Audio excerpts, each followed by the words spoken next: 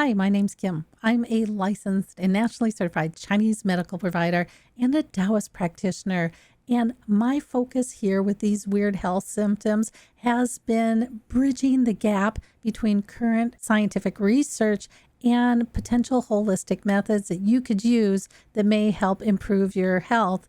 And if you're interested in getting into that in a lot more depth, then I encourage you to jump out to my members only area called Health Hub, where you're going to have access to a curated collection of evidence-based research that offers you actionable steps that may help you repair your body. So unlock a treasure trove of knowledge that may allow you to find a path to take you out of this forest of weird health symptoms. And what are we going to talk about today? Well, back in 2021, there was a lot of discussion over, is COVID a vascular issue or is it a lung issue? And you can see from these episodes that I've been working with a number of people, helping them overcome, including myself, some of these weird health symptoms that have been going on. And it started out as a lung issue. And I go into that a lot more in my Health Hub. There's a lot of censorship going on in social media today. You've already been really exposed to that. And so some of the things that seem to be happening or that science seems to be pointing to, you're not really allowed to talk about that. But that could have significant implications for you. So in my members only area, I can talk about those things. And so at the beginning of this in 2021, there was discussion on, is this a lung issue or is this a vascular issue? And if you remember the Muddy Waters report from the Senate, one of the things that they identified from the spike protein and from the different subunits is that it causes the most vascular damage. And their specific words was SARS-CoV-2 has more adverse effects on the cardiovascular system than any other coronavirus. And it has more abnormal clotting distinct from all other viral illnesses.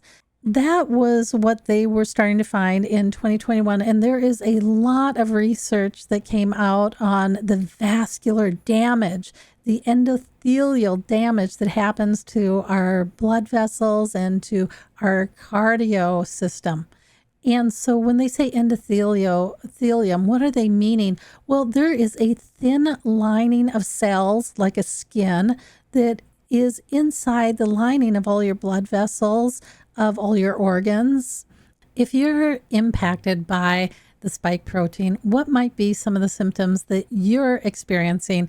And I am going to go to John Hopkins and their article on, hey, what might happen for you? Now, again, we initially experienced COVID as a lung issue. And then in 2021, they found that it did so much vascular damage. And part of that was because of the spike protein. In the Muddy Waters report, as I said, it said that it has the most adverse effects on the cardiovascular system than any other coronaviruses. And it has this abnormal clotting that's distinct from all other viral illnesses. So what might that leave you with? Well, you can have a number of symptoms, and you might feel like your heart is beating rapidly, or it might feel like it's beating irregular. So heart palpitations. You might feel lightheaded or dizzy when you stand up. Your chest might feel uncomfortable. It could feel like you have a band around your lungs.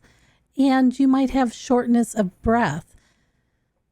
You might have swelling in your legs or in your arms.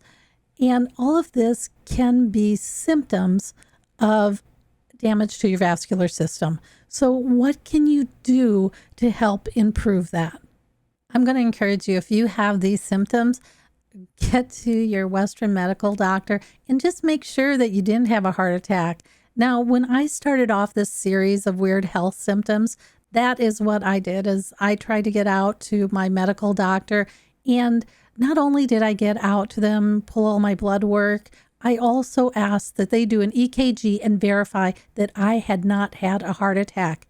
So my test results came back that I didn't have a heart attack, but that didn't change the fact that I was experiencing things that seems to be related to the spike protein and its damage on the vascular. So what else can you do?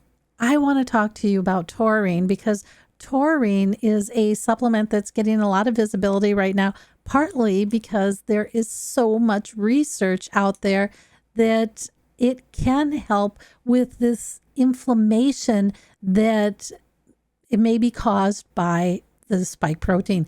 If you're looking at taurine, one of the things that you need to be aware of is that this is a sulfur-based amino acid. So if you're sensitive to sulfur, you can't do that. And if you're wondering if you're sensitive to sulfur, things like broccoli, cabbage, cauliflower, all of those have a lot of sulfur in them. And if you're sensitive to those, you might be sensitive to this.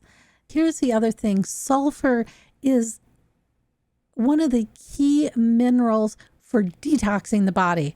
So sulfur springs, people love to go to sulfur springs for arthritis because it helps pull all those toxins out of your body.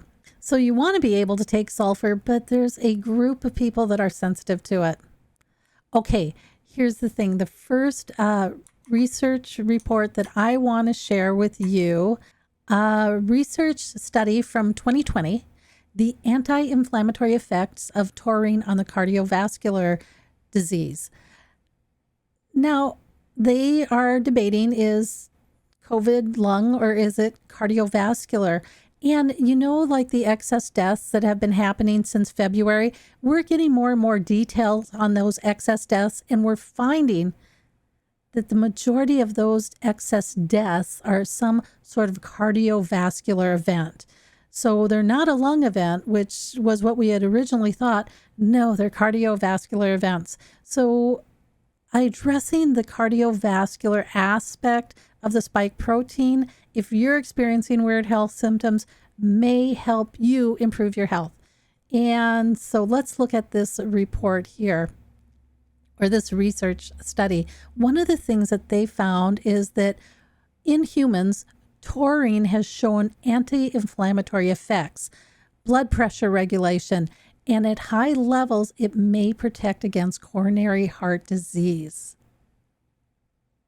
Given that taurine has an anti-inflammatory property, it is an important amino acid in controlling cardiovascular disease. And you know what else? Because inflammation is such a big part of diabetes, type 2 diabetes, they think that taurine can be effective at helping with the inflammation in type 2 diabetes. If you're looking for taurine as an amino acid, where can you find that? You're going to find that in shellfish like oysters or seaweed. You're going to find it in meats and chicken. That's where you're going to find the amino acid taurine. Now, I bring that up because I went through a weird time frame last year for about 6 to 7 months where I was craving meats. I was craving protein like there was no tomorrow. And I've always kind of wondered why that happened. I really thought it, and I still do, that it was associated with these weird health symptoms that I was experiencing. There is research that low levels of taurine happen in COVID, and that those low levels have a tendency to lead to more of a bad outcome for the person. So for some reason, COVID seems to take up taurine or destroy taurine or do something to taurine. But I found that I had to eat meat at every meal. I'm 3 meals a day kind of person. So breakfast, lunch, and dinner, I had to eat meat. And if I didn't, I just felt like I was starving.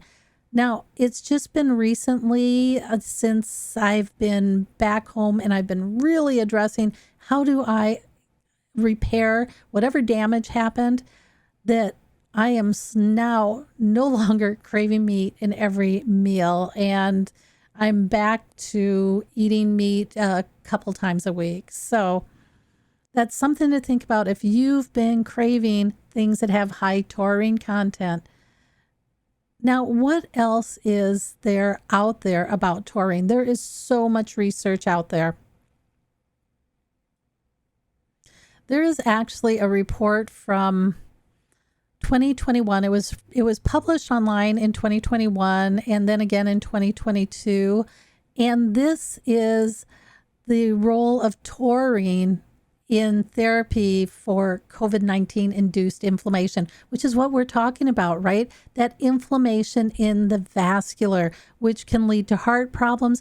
It can also lead to inflammation in the hands and in the legs. It can lead to, one of the things that I've been seeing recently is shoulder issues, where people have this progressive shoulder problem and where they start to lose some of the function of their arms. So this research study actually tested taurine and its ability to improve or reduce the inflammation from COVID-19, and they found that it was effective in reducing COVID-19 inflammation. There's one more research study that I just want to share with you, and this one is from 2011. So way back in 2011, they already saw that taurine had a protective effect on inflammation inside our blood vessels. And this is called the role of taurine in the vascular. Now, I wanted to read this one part to you from this study because it's really interesting. They found that oral administration of taurine, so oral, taking it orally, helps reduce the damage from vascular inflammation, and especially the thickening of the blood vessels and, oxidative stress, which starts picking out the little pieces of the blood vessels. It reduces that and it reduces the inflammation. Here they've had this amino acid that we've known about for a long time. We see that there is a lot of research on it. The research has been there for a long time. So it's not that it just happened with COVID. It's that it's been here for a long time, and they've actually even done studies with this in COVID. So I'm thinking if you're experiencing some of those things from the John Hopkins article, that this might be something that you might want to look into and talk to your healthcare provider. If you want to see more suggestions on what you can do and things that may help, I really encourage you to go out to my members only area, Health Hub, where I bridge the gap between current research and holistic steps that you can take that may enhance your overall well-being. Okay, until next time, I will catch you on the other side.